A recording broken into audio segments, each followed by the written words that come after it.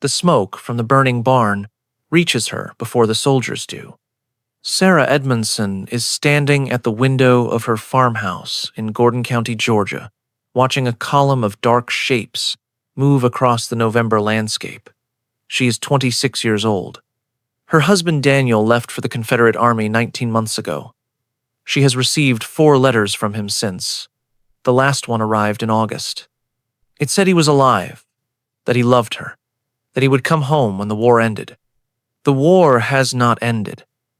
The war has come to her instead. She counts the soldiers as they approach. 12 men, maybe 15, moving in a loose formation that suggests they are not regular army.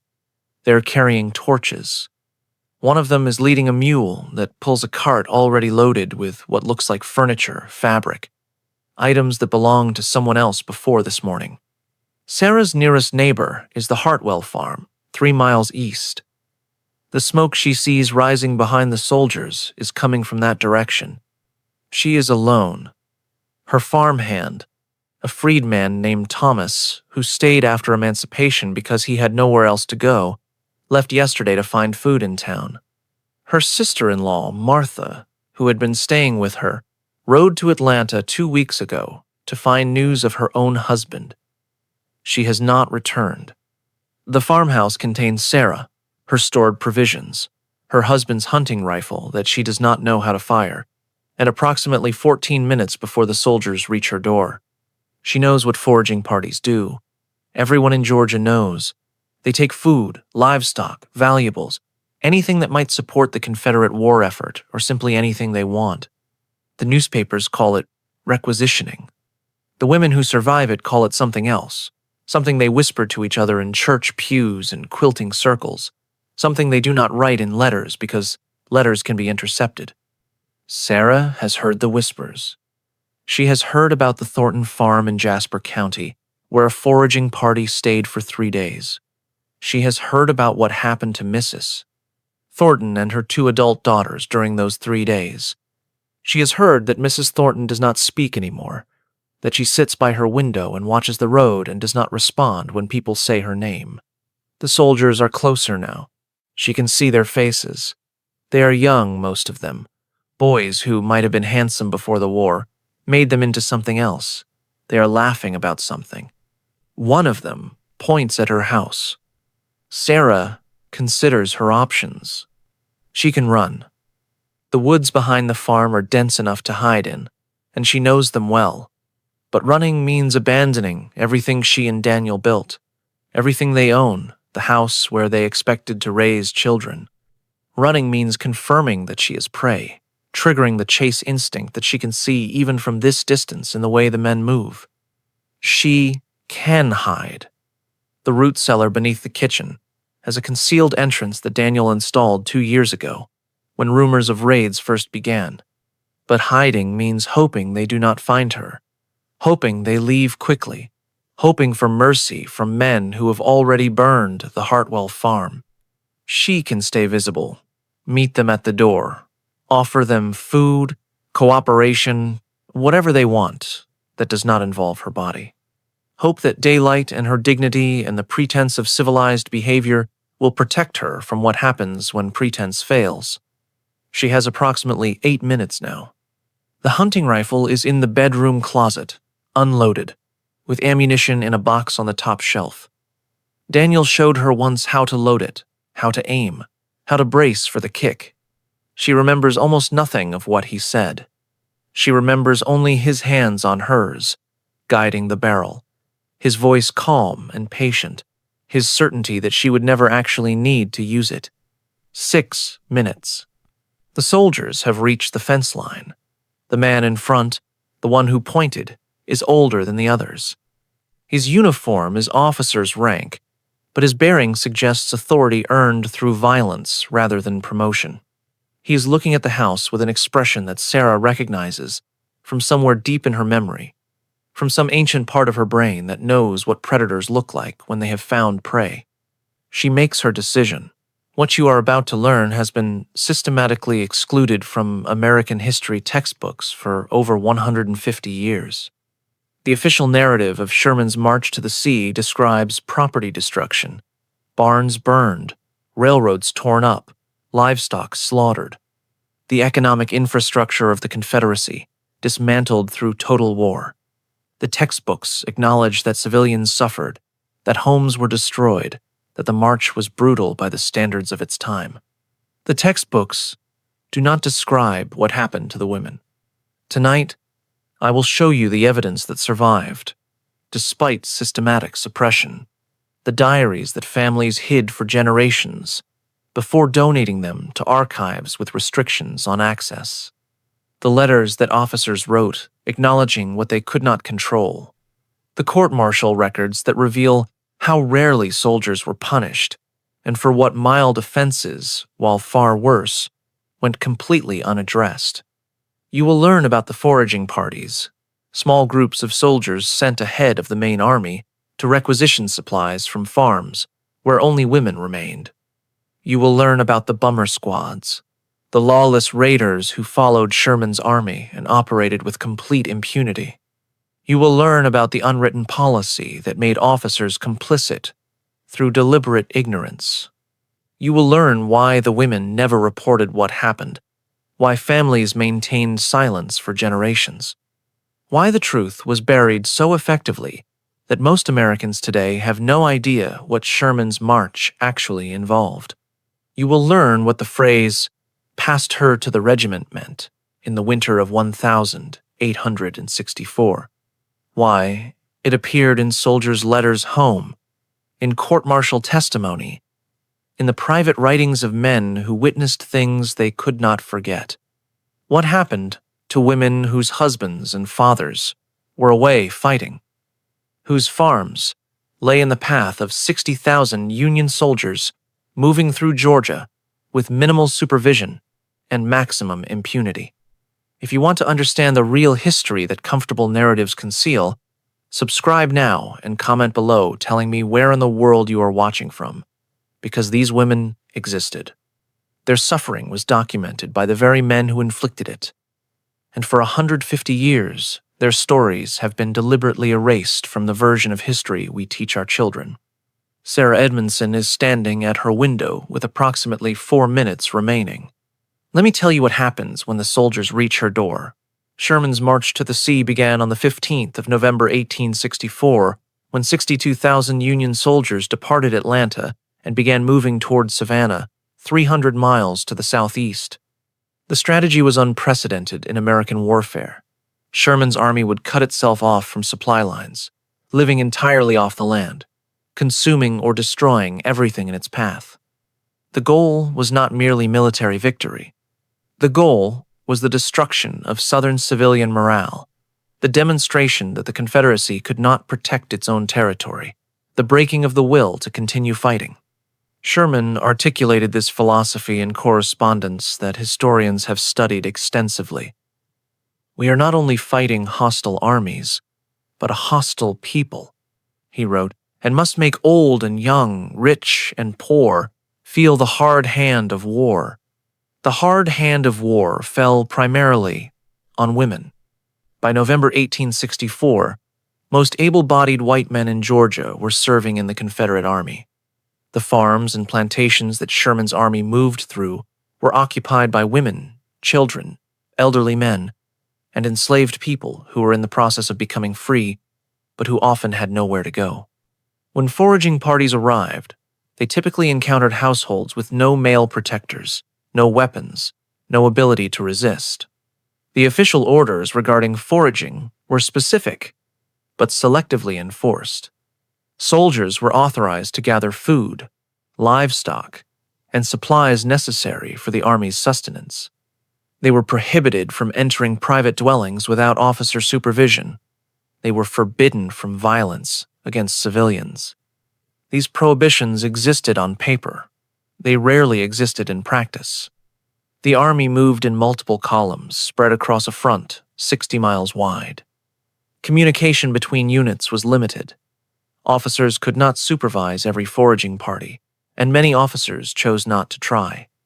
The practical reality was that groups of armed men ranged across the Georgia countryside, with minimal oversight, encountering isolated women who had no recourse and no protection. Sherman himself acknowledged the situation in letters that were not published during his lifetime. "I know that in the beginning, I too had the old West Point notion that pillaging was a disgrace," he wrote to a fellow general, "but I am satisfied that the soldiers cannot be kept from it." In another letter, he admitted that soldiers are entitled to enjoy all spoils of war. The word spoils carried implications that Sherman did not specify, but that soldiers understood. The Army's provost marshal, responsible for military discipline, recorded a total of 17 courts-martial for crimes against civilians during the entire March to the Sea. 17 cases across 62,000 soldiers over 37 days, affecting hundreds of thousands of civilians. The charges in these 17 cases were predominantly theft and destruction of property.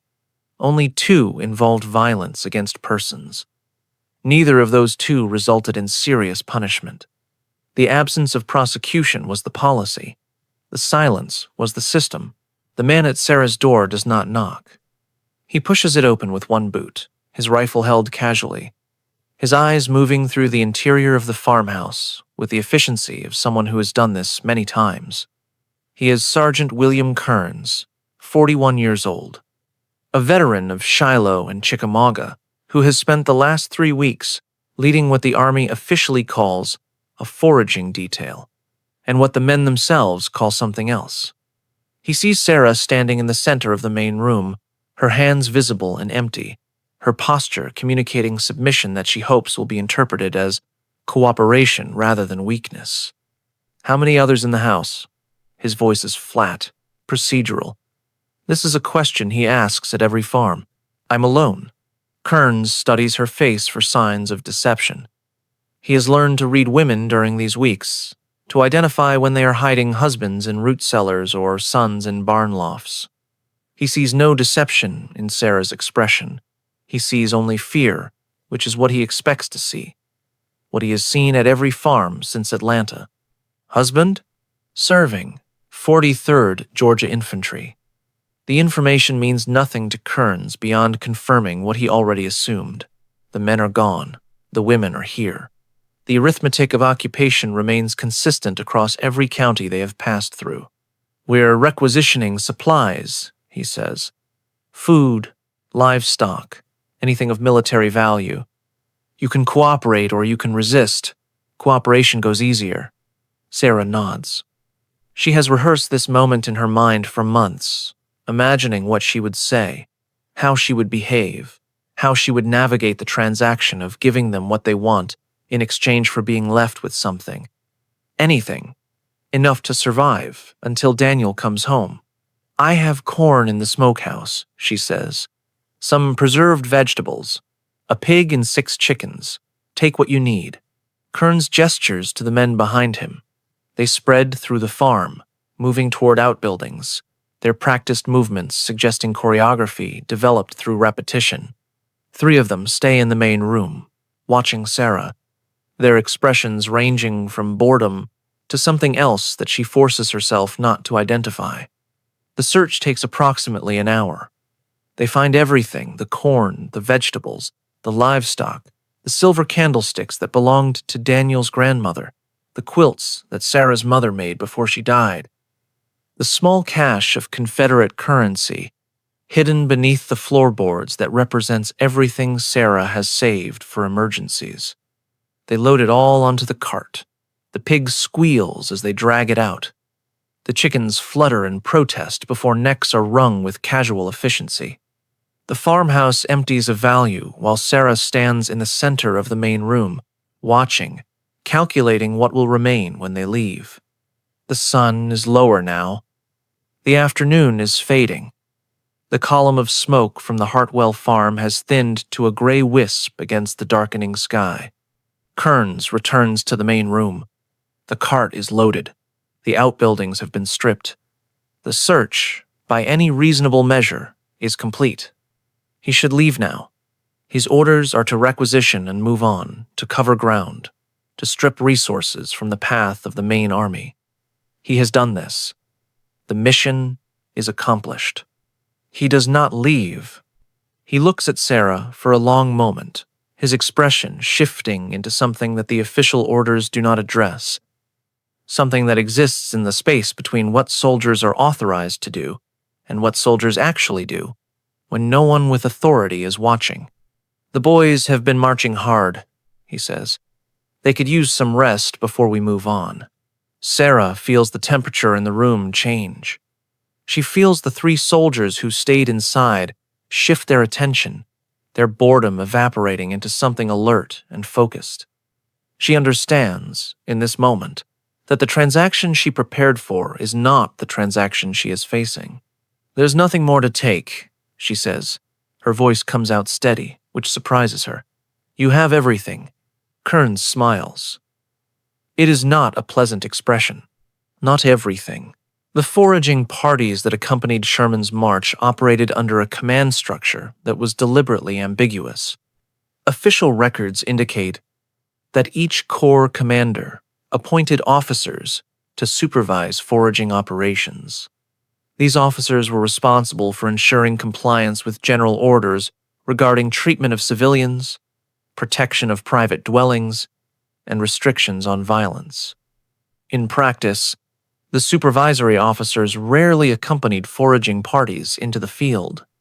They remained with the main column, receiving requisitioned supplies when the parties returned, documenting the quantities of food and livestock acquired, filing reports that described orderly and disciplined operations.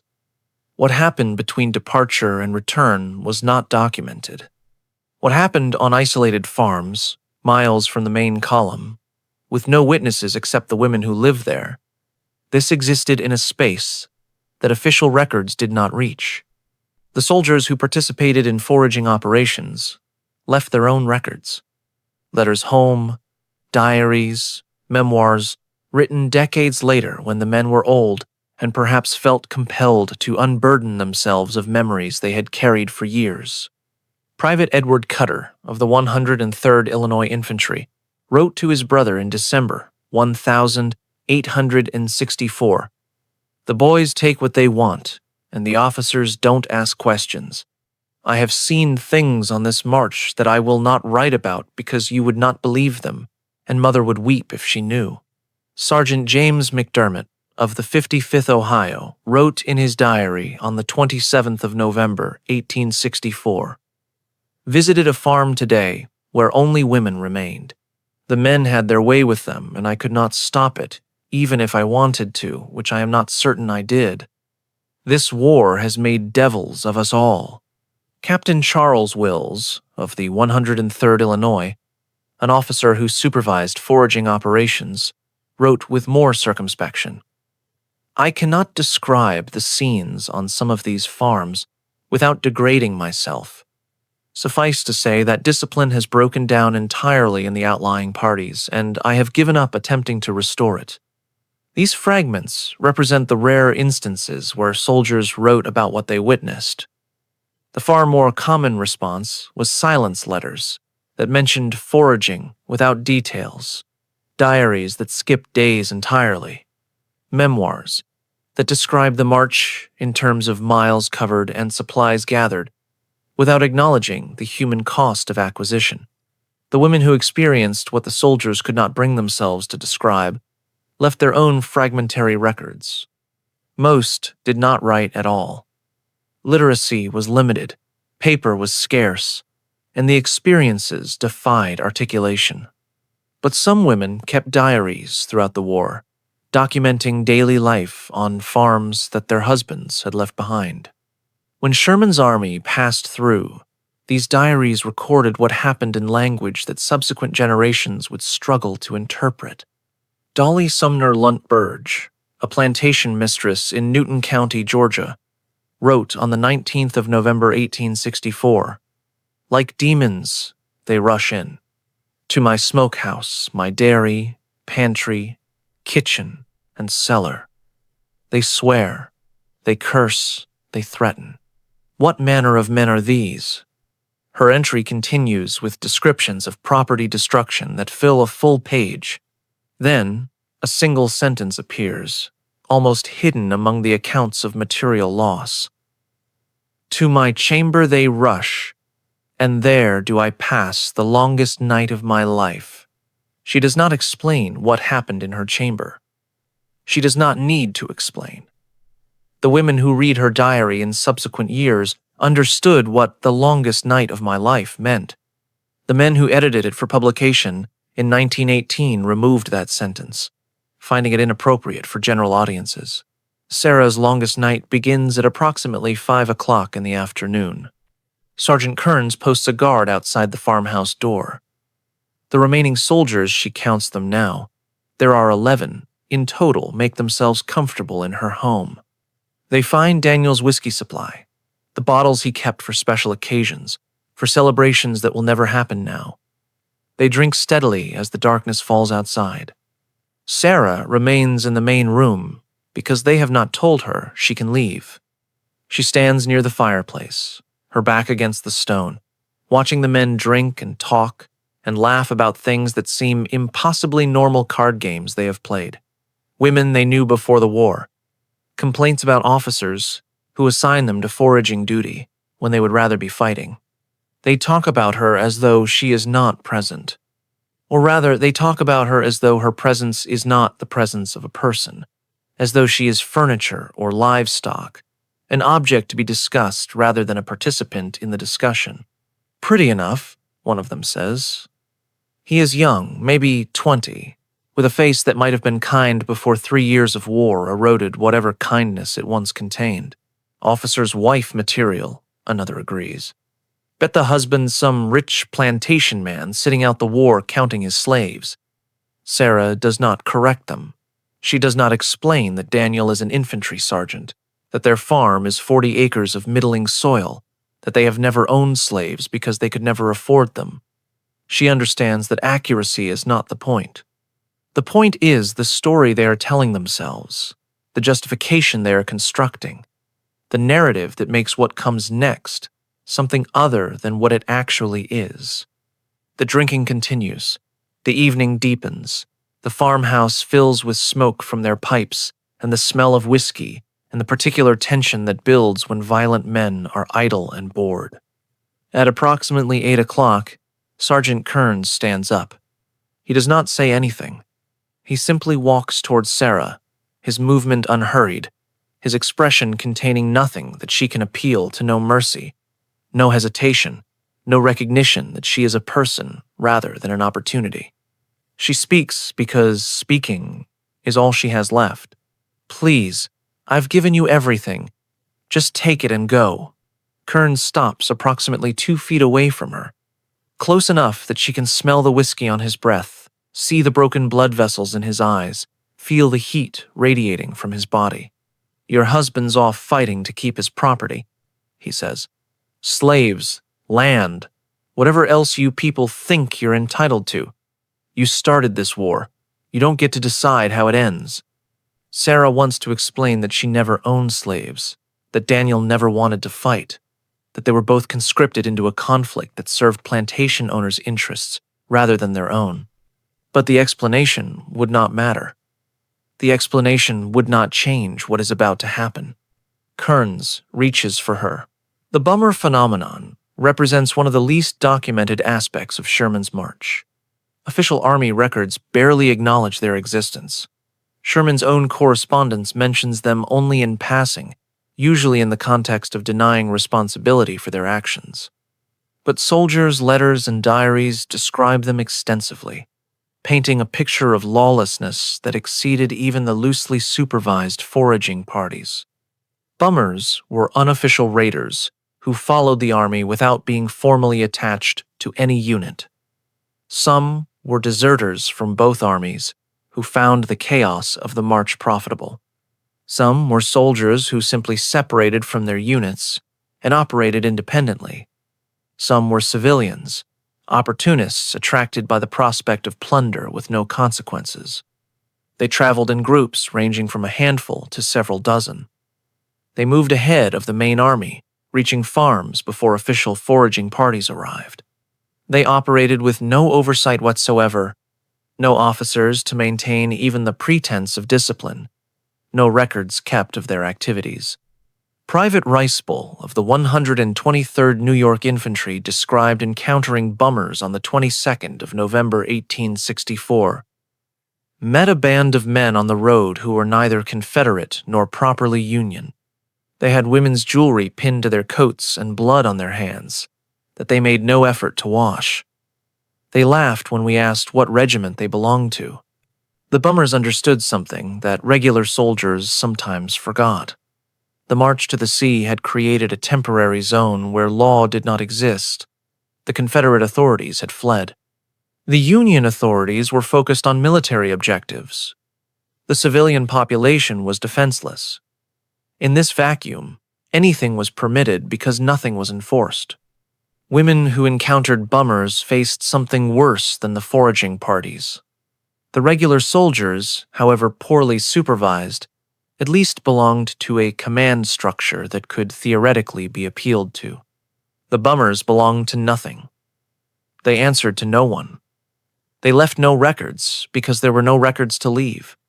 The estimates of bummers operating during the march range from several hundred to several thousand. The estimates of their victims do not exist because no one counted, because counting would have required acknowledging that something had happened, because acknowledgement was precisely what the system was designed to prevent.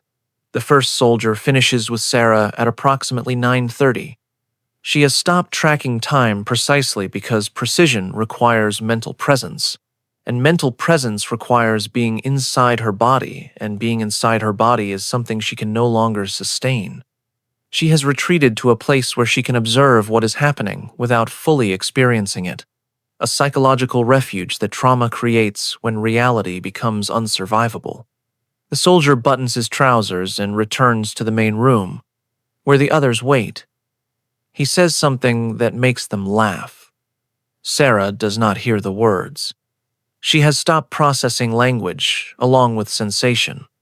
The second soldier enters the bedroom where she has been taken.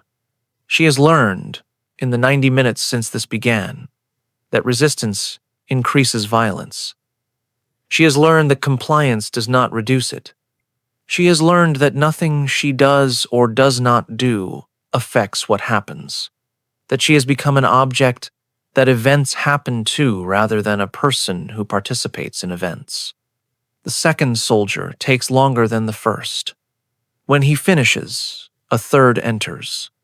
The pattern continues through the night. Sarah loses count somewhere around the fourth or fifth. The numbers blur together. The faces become indistinguishable. The experience collapses into a continuous present that has no beginning and no end. She thinks about Daniel. She thinks about him in the abstract, as a concept rather than a person, because thinking about him as a person would require considering what he will think when he learns what happened, and that consideration is something she cannot afford right now. She thinks about Daniel as a warm memory from before, from the time when she was a person who had a future, from the world that existed until approximately 5 o'clock this afternoon. She thinks about dying. The thought arrives calmly, without emotional charge, as a practical consideration rather than a dramatic declaration. If she were dead, this would stop. If she were dead, she would not have to face whatever comes after this stops. The logic is simple and appealing, but she does not know how to make herself die, and some part of her, some survival mechanism deeper than conscious thought, refuses to cooperate with the project. The soldiers continue through the night. At some point, gray light begins filtering through the bedroom window. Morning is arriving. The night is ending. Sergeant Kearns enters the bedroom one final time. He looks at Sarah with an expression that might contain something, not remorse, not exactly, but perhaps a recognition that what has happened is something that will require forgetting, that he is going to have to work to not remember this. "We're moving out," he says. "Don't try to follow us. Don't try to report this. There's no one to report to, you understand?" Sarah does not respond. She is not certain she could speak if she tried. Kearns studies her for a moment longer, then turns and leaves. She hears boots on floorboards, voices calling to each other, the sounds of men assembling for departure. She hears them leave. She hears silence settle over the farmhouse like snowfall. She lies on the bed where they left her, watching the light strengthen through the window, waiting for something she is not certain what. Perhaps waiting to feel something. Perhaps waiting to be someone again. She waits for 3 hours before she moves. The aftermath of Sherman's march created a silence that lasted generations. The women who survived did not report what happened because there was no one to report to. The Confederate civil authorities had collapsed. The Union military authorities were the perpetrators. The concept of legal recourse against occupying soldiers did not exist in any practical sense. Even if reporting had been possible, the consequences of reporting would have compounded the harm. A woman who publicly acknowledged what had happened to her would be marked. Her reputation would be destroyed. Her marriage prospects, if unmarried, would evaporate. Her marriage, if married, would be strained by knowledge that 19th century concepts of honor made toxic. The cultural framework of the time placed responsibility for violations on the victims rather than perpetrators. A woman who had been ruined, the period terminology that avoided naming what had actually occurred, was considered damaged goods regardless of her lack of consent. To report was to confess to damage. To confess to damage was to accept a diminished status that would follow her for the rest of her life. So, the women did not report. They maintained silence. They told husbands that the soldiers took property, took food, took valuables, without specifying what else was taken. They let the material losses stand as the complete account, trusting that husbands would not ask questions whose answers would destroy marriages. Some husbands knew anyway. They knew because they understood what armies did, what soldiers did, what occupation meant for women. They knew because they had seen the same things happen in territories they themselves had occupied. They knew, and they did not ask, because asking would require acknowledging, and acknowledging would require response, and response would require them to confront their own helplessness. This mutual silence, this cooperative forgetting, this agreement between husbands and wives to not speak of what could not be unspeaken, this became the foundation of how the March to the Sea was remembered. The property destruction was acknowledged. The agricultural devastation was documented. The economic impact was studied extensively by historians, who found it a safe topic that did not require engaging with more difficult questions. The human cost, the cost measured in women's bodies rather than bushels of grain, was erased, not through active conspiracy, but through the accumulated weight of individual silences, each family choosing not to speak, each community choosing not to ask, each generation choosing to pass down the version of history that did not require confronting what had actually happened. Margaret Eberhardt's diary survived because her family did not know it existed. She was 31 years old in November 1864, living on a farm in Butts County, Georgia, with her 2 younger sisters, ages 19 and 23. Her husband was dead killed at Antietam 2 years earlier. Her father was dead heart failure in 1861. The farm was operated by the 3 sisters and 2 hired men who had fled when news of Sherman's approach reached them. Margaret's diary covers the period from November 18 to the 24th of November 1864. It was found in 1987, hidden in a false compartment, in a trunk that had been in her family's attic for over a century. The family donated it to the Georgia Historical Society, with restrictions that limited access until 2020. The entries are written in a small, precise hand that becomes increasingly erratic as the week progresses. November 18. Word has come that the Federal Army approaches, have hidden what silver we have, and sent the horses to Mr. Crawford's farm in hopes they will overlook them. The girls are frightened. I tell them we will be safe if we cooperate. I do not know if I believe this. November 19. Soldiers arrived at noon, a foraging party of 8 men. They took the corn, the chickting, the livestock. They were rough, but did not harm us. Left at dusk. Perhaps we will survive this. November 20. More soldiers today. Different men. These were not like yesterday's. They stayed. The entry for November 20 continues for 3 pages. The handwriting deteriorates. Portions are illegible, where tears or water damage have blurred the ink. What remains readable describes what happened to Margaret and her sisters over the course of the night. November 21. They are gone. Elizabeth will not speak. Catherine will not stop crying. I do not know what to do. There is no one to help. There is no one to tell. We are alone with what has happened. November 22. Blank. November 23. Blank. November 24. We have agreed not to speak of this. Not to each other. Not to anyone. When the war ends and life resumes, we will say the soldiers took our property. That is all we will say. This is the only way to continue living. Margaret Eberhardt never married. Neither did her sisters. They lived together on the farm until they died. Margaret in 1901, Catherine in 1908, Elizabeth in 1912. The family members who inherited the property knew only that the 3 sisters had been reclusive, had rarely left the farm, had maintained a household characterized by silence and routine. The diary explains the silence. The diary documents what created the routine. The diary preserves, in Margaret's increasingly fractured handwriting, the evidence of what Sherman's march actually meant for the women in its path. Sarah Edmondson moves for the first time at approximately 10 o'clock in the morning. The movement begins in her feet, a small flexing of toes that sends signals through a body she has temporarily vacated. The signals reach her legs, her arms, her core. Slowly, with effort that seems disproportionate to the simple act of sitting upright, she rises from the bed where the soldiers left her. The bedroom shows evidence of what happened. She does not look at this evidence directly. She looks at the window, at the light, at the world outside that continues existing despite what occurred within these walls. She stands.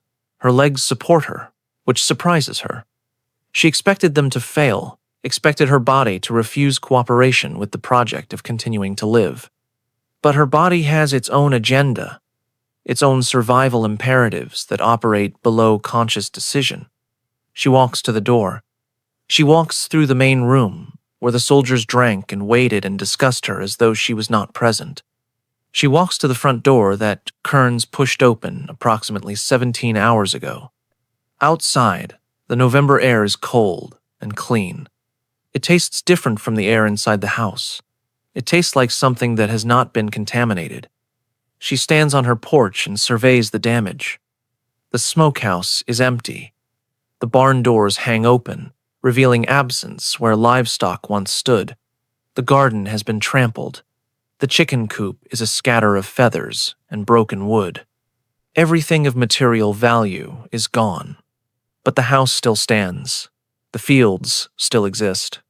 The well still holds water. The physical infrastructure of the farm, minus its contents, remains. Sarah begins to understand that she will have to decide. She will have to decide whether to stay or leave, whether to wait for Daniel or go find him, whether to continue the project of living that she did not consciously choose, but that her body seems determined to pursue. She will have to decide what to tell Daniel. The decision is not immediate. The decision will take weeks to form, weeks during which Sarah does not speak to anyone because there is no one to speak to, weeks during which she rebuilds enough of the farm's functionality to survive until something changes. But the decision is already forming, already taking shape in the silence of that November morning, already constructing the narrative that will become her official history. She will tell Daniel about the soldiers. She will tell him about the requisitioning. She will tell him about the stolen property and the slaughtered livestock and the ransacked house. She will not tell him about the night. The war has taken his service, his safety, his peace of mind. She will not allow it to take his marriage. She will not allow the soldier's violence to extend beyond herself, to poison the relationship that is the only thing she still values, to destroy what they might rebuild when the war finally ends. This is her decision. It is not the decision she wanted to make. It is the only decision she can make and still continue functioning. She goes back inside to begin cleaning. The letters that William Tecumseh Sherman wrote during and after the March to the Sea have been extensively studied by historians. His official correspondence presents the march as a disciplined military operation. His private letters reveal a more complicated picture. On the 24th of December 1864, after capturing Savannah, Sherman wrote to his wife Ellen, "I know my army is destroying property, and suffering must inevitably follow. But war is cruelty, and you cannot refine it. Those who brought war into our country deserve all the curses that follow." The phrase, "suffering must inevitably follow," is characteristic of Sherman's rhetoric, acknowledging harm while denying responsibility, framing cruelty as natural consequence rather than command decision. In January 1865, Sherman wrote to General Henry Halleck regarding complaints about his army's conduct. "If the people raise a howl against my barbarity and cruelty, I will answer that war is war, and not popularity-seeking. If they want peace, they and their relatives must stop the war." This letter has been cited by historians as evidence of Sherman's philosophical approach to total war. What historians have noted less frequently is what the letter does not address. It speaks of barbarity and cruelty in general terms. It does not specify what the barbarity and cruelty consisted of. It does not acknowledge what forms the suffering took. Sherman was not ignorant of what his army was doing. His own staff officers reported on discipline problems. His provost marshal documented the breakdown of command authority in outlying foraging parties. Sherman received complaints from Southern civilians, from Union officers, from his own subordinates about conduct that exceeded military necessity. He chose not to respond effectively. The choice was strategic. Effective discipline would require resources, officers assigned to supervision, courts-martial that consumed time, punishments that affected morale. Sherman needed his army moving quickly, covering ground, destroying infrastructure. The cost of discipline was delay. The cost of indiscipline fell on Southern civilians. Sherman accepted the trade-off. His memoirs, published in 1875, describe the March to the Sea in terms of military achievement. He writes extensively about logistics, strategy, the destruction of railroads and factories. He mentions foraging parties as necessary for army sustenance. He does not mention what foraging parties did beyond gathering food. The omission was deliberate. Sherman was a skilled writer who chose his words carefully. He knew what his army had done. He knew what the soldiers' letters described. He knew what the women's diaries documented. He chose to write around this knowledge, to construct a narrative that acknowledged property destruction while erasing human violation.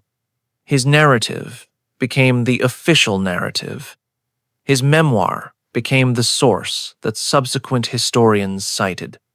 His framing the march as military operation, as economic warfare, as strategic necessity, became the framework within which American history understood Sherman's campaign. The women's experiences did not fit this framework, so the women's experiences were excluded. Private Thomas Mitchell's letter home, dated the 3rd of December 1864, was preserved because his sister could not bring herself to destroy it, despite his explicit request. Mitchell was 19 years old, serving in the 113th Ohio Infantry. His letter describes an incident that occurred during foraging operations in Washington County, Georgia. "Dear Martha, The letter begins. I must tell someone what I have seen and done, though I fear you will think less of me afterward. Perhaps I deserve to be thought less of. The letter continues for 4 pages. Mitchell describes arriving at a farm where 3 women lived alone, a mother and 2 daughters, all adults. He describes what his fellow soldiers did while he watched. He describes how he participated when they insisted he join them, when refusing seemed impossible, when the group's momentum carried him past whatever moral boundaries he had maintained until that moment. I did not want to, he writes.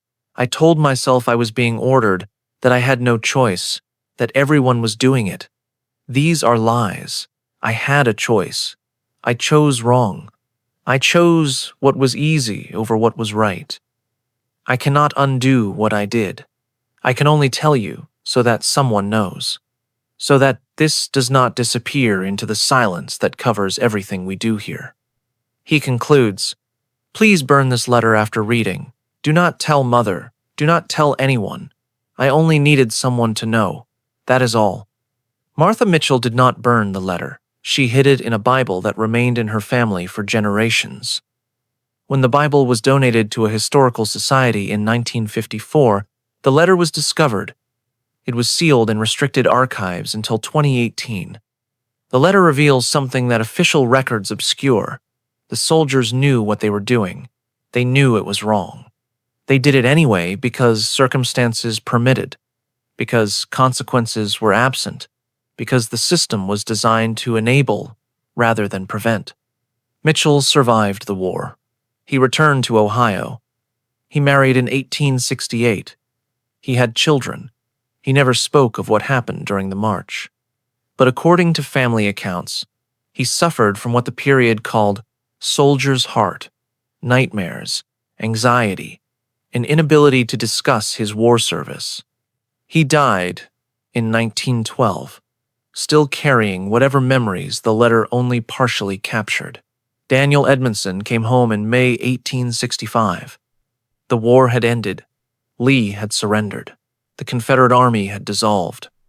Daniel walked from Virginia to Georgia, 300 miles, because there was no other way to travel, because the railroads were destroyed, because getting home was all that remained. He arrived at the farm on a Tuesday afternoon.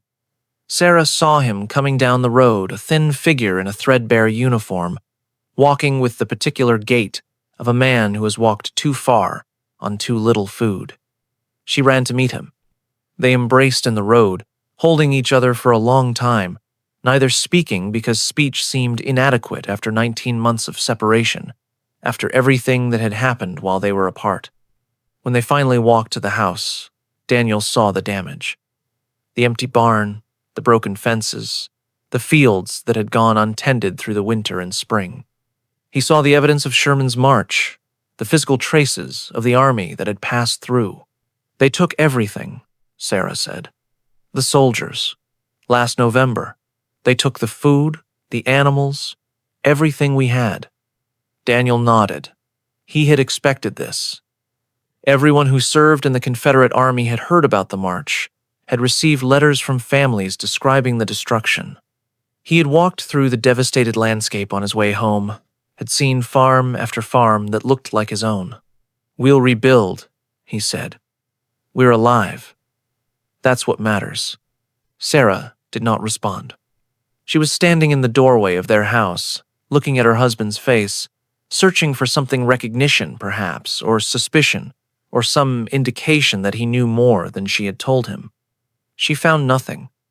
Daniel's face showed only exhaustion and relief, the face of a man who had survived war and wanted only to resume the life that war had interrupted. He did not ask what else the soldiers had done. He did not ask about the nights they spent in the house, about why Sarah flinched when he touched her unexpectedly, about why she had developed the habit of checking the road every few minutes, as though expecting someone to appear. Perhaps he knew, perhaps he suspected, perhaps he chose, consciously or unconsciously, not to ask questions whose answers would require him to feel things he could not afford to feel. The silence that Sherman's march created was a collaborative project. The women did not speak. The men did not ask.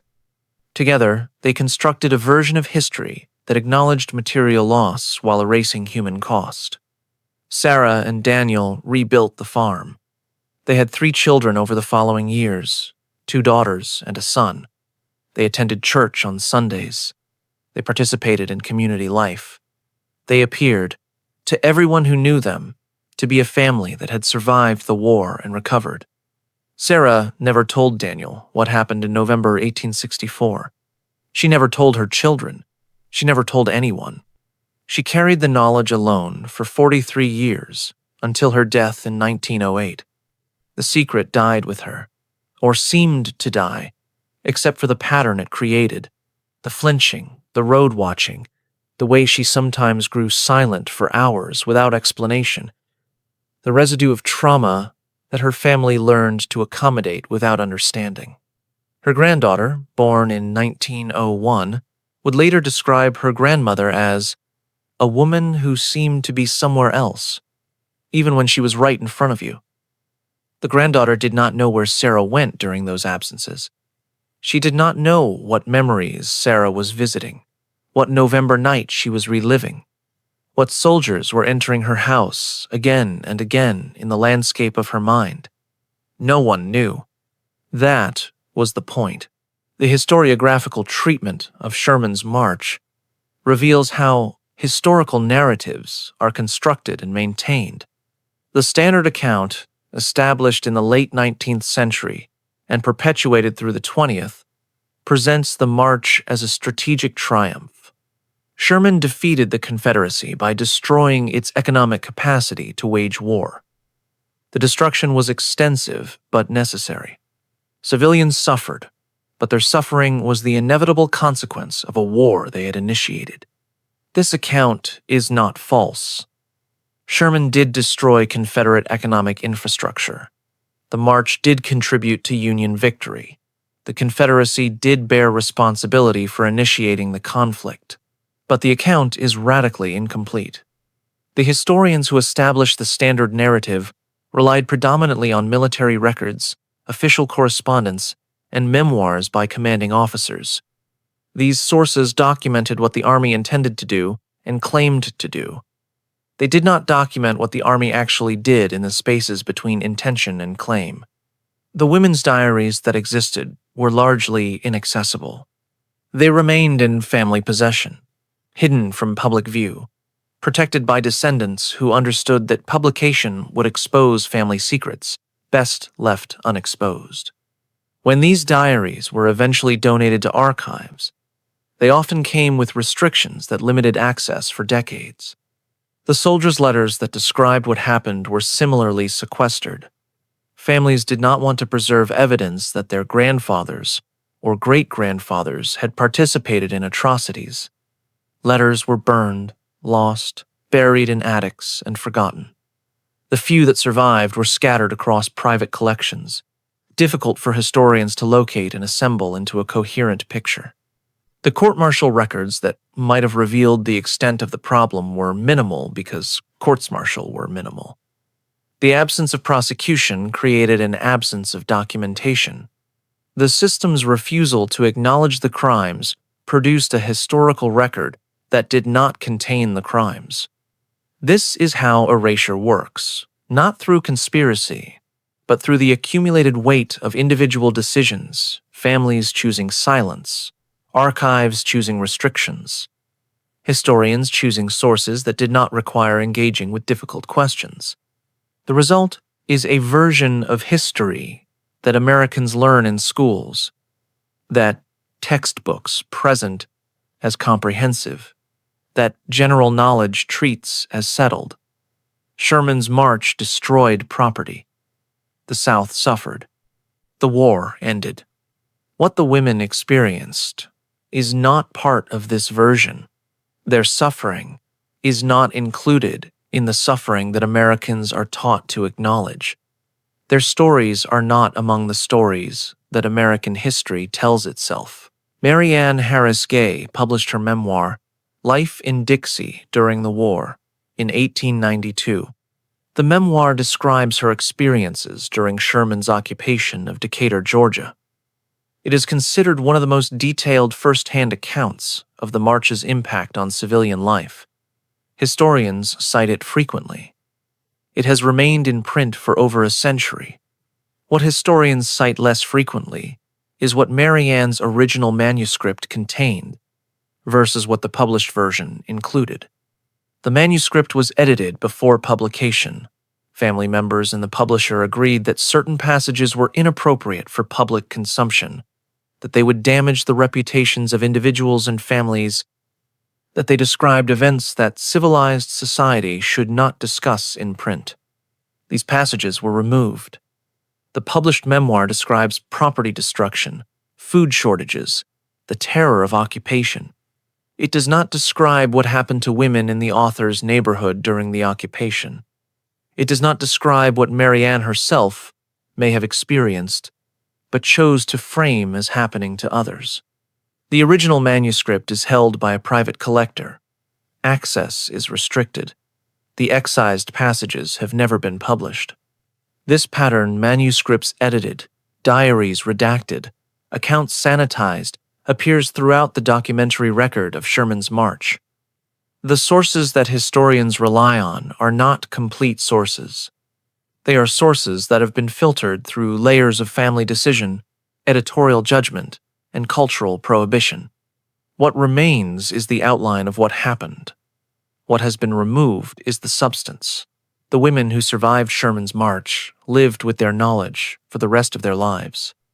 Some, like Sarah Edmondson, maintained silence until death. They integrated their experiences into a continuous narrative of life that did not acknowledge the discontinuity, the rupture, the fundamental change that occurred when soldiers entered their homes. Some developed what 19th century physicians called neurasthenia, nervous exhaustion, hysteria diagnostic categories that described symptoms without acknowledging causes. They were treated with rest cures, tonics, institutionalization. They were told their problems were constitutional, temperamental, failures of female biology, rather than responses to external trauma. Some converted their experiences into religious frameworks. They interpreted what happened as divine punishment for Southern sins, as testing that refined faith, as suffering that brought them closer to Christ's own suffering. The religious interpretation provided meaning, however painful, for experiences that otherwise seemed meaningless. Some became advocates, though advocacy required coded language. They supported charitable organizations for fallen women, for women who had been ruined through no fault of their own, for women whose lives had been destroyed by male violence. They understood the euphemisms. They knew what the organizations actually served. Very few spoke directly about what had happened. The social cost of speaking was too high. The consequences of acknowledgement, ostracism, destroyed marriages, families split by shame were too severe. The silence that protected individuals also protected the system, ensuring that the march's true nature remained hidden from public understanding. The last women who experienced Sherman's march directly died in the early 20th century. They took their first-hand knowledge with them. What remains is second-hand diaries and letters preserved by descendants, accounts written down by children who had heard partial stories, the fragmentary record that survived systematic suppression. This is enough to know what happened. The evidence is sufficient to reconstruct the patterns, to understand the system, to recognize that the comfortable narrative is incomplete. But it is not enough to know the full scope. It is not enough to count the victims, to identify every woman who suffered, to measure the total cost. The silence was too successful. The erasure was too thorough. We know enough to understand that we don't know everything, and we will never know everything, because the people who experienced it chose not to tell, and we cannot force the dead to speak. The relevance of this history extends beyond the events themselves. The patterns that Sherman's march revealed, the use of violation as psychological warfare, the complicity of command structures through deliberate ignorance, the silence that victims maintain To avoid additional harm, these patterns recur throughout history, including recent history. The wars in Bosnia, Rwanda, Congo, Syria have all featured systematic use of sexual violence as a weapon of war. The international community has developed legal frameworks to address this, including the recognition of rape as a war crime and crime against humanity. These frameworks exist because the patterns were finally acknowledged, because the silence that protected perpetrators was finally broken. But the American acknowledgement remains incomplete. The Civil War is taught as a struggle over slavery, states' rights, national unity, and it was all these things. But it was also a war in which American soldiers committed systematic violations against American civilians, in which command structures enabled rather than prevented atrocities, in which the women who suffered were erased from historical memory. This is American history. This happened in America. Americans did this to other Americans. And for 150 years, the official narrative has refused to fully acknowledge what occurred. Understanding this history is not about assigning guilt to descendants or relitigating the war. It is about accuracy. It is about acknowledging what actually happened rather than what we prefer to believe happened.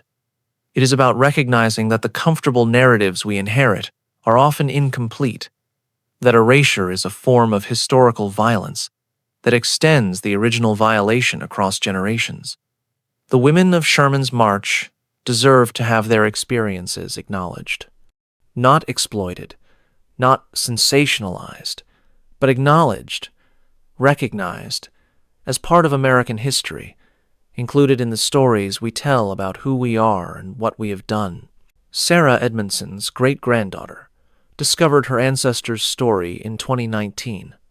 She was researching family genealogy, tracing lines back through census records and property documents, reconstructing the family tree that connected her to 19th century Georgia.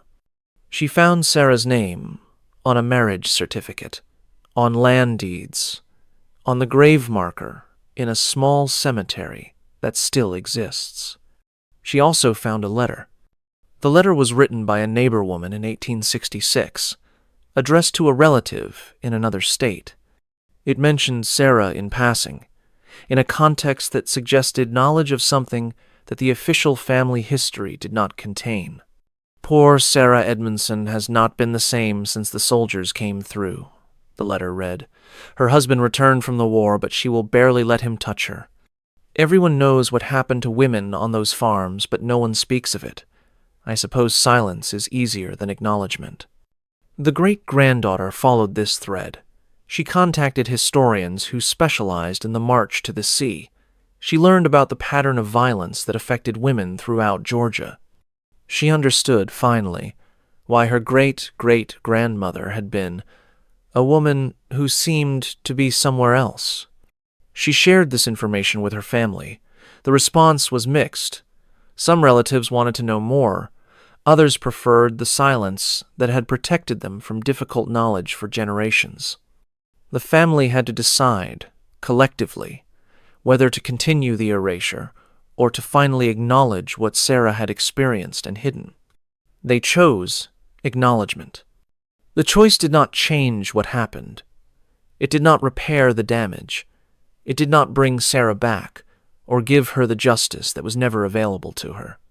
But it ended the silence, at least within one family, after 150 years. This is what acknowledgement looks like. Not sensationalism, not exploitation. Simply recognition that a woman who suffered deserves to have her suffering recognized. That silence serves perpetrators rather than victims. That historical accuracy matters even when accuracy is painful. Sarah Edmondson existed. She survived Sherman's March. She never told anyone what happened to her. Now someone knows. The November afternoon fades toward evening as the soldiers approach Sarah's farmhouse for the first time. She is standing at the window, watching them come, counting the minutes she has remaining, making decisions that will shape the rest of her life. She does not know yet what will happen. She knows only that something is about to happen, something that will divide her life into before and after. something that she will carry alone because the alternative to carrying it alone is unthinkable. 12 men, maybe 15. Torches in their hands. The smell of smoke from the Hartwell farm drifting on the wind. Approximately 14 minutes remaining. She will not run. She will not hide. She will meet them at the door and offer cooperation and hope that cooperation is enough. It will not be enough, but she does not know that yet. She knows only that the soldiers are coming, that her husband is far away, that she is alone in a farmhouse in Georgia in the path of an army that answers to no one for what it does to women like her. She makes her decision. She waits for them to arrive. This happened, not to a character in a story, but to women whose names we know and women whose names were erased, to families whose silence protected secrets for generations, to a nation that has never fully acknowledged what its armies did during its most celebrated war. The textbooks will continue teaching that Sherman's march destroyed property. The monuments will continue commemorating military strategy. The comfortable narrative will continue providing comfort to those who prefer not to know. But now you know. You know about the foraging parties and the bummer squads. You know about the unwritten policy and the absent courts-martial. You know about the women's diaries and the soldiers' letters and the silence that lasted 150 years. You know what "passed her to the regiment" meant in the winter of 1864. You know why Sarah Edmondson and Margaret Eberhardt and the thousands of women like them never told anyone what happened.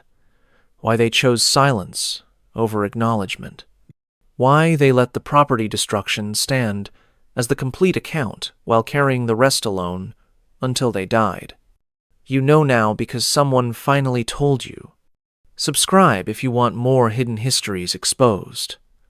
Comment below telling me where in the world you are watching from. Share this video with anyone who believes they understand the Civil War, who thinks the textbook version is complete, who has never considered what Sherman's march meant for the women in its path. They were real. They suffered. They deserved better than erasure. This is their acknowledgement. 150 years late, but finally spoken. Remember them.